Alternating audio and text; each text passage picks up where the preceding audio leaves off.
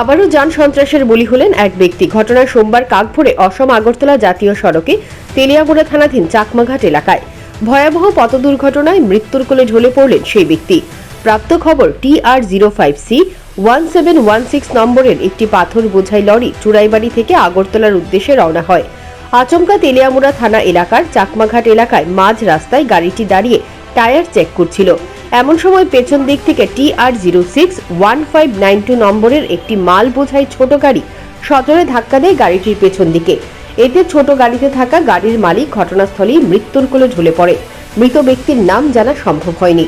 এদিকে লোকজনের উপস্থিতি টের পেয়ে ছোট মাল বোঝাই গাড়ির চালক সুযোগ বুঝে ঘটনাস্থল থেকে চম্পট দেয়।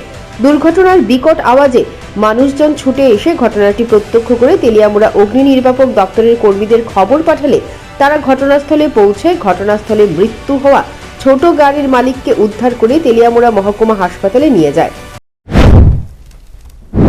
এই জমির পাশে সুপার মার্কেটে তো মানে 4:30 বা 4:25 অ্যাক্সিডেন্ট হয়েছে। তো সামান্য গাড়ির ভিতরে ছোট গাড়ি টাইনে মেরে দিছে। কতজন ছিল গাড়ি? দুইজন আসলো, তো একজন মানে জায়গা তো স্পট ডেট।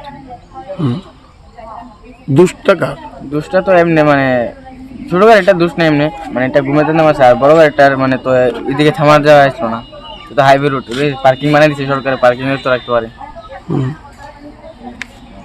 মানে পুরোটা দুশোই মানে বড় গাড়ি। গাড়ি চালকরা আসেনি? হ্যাঁ আছে।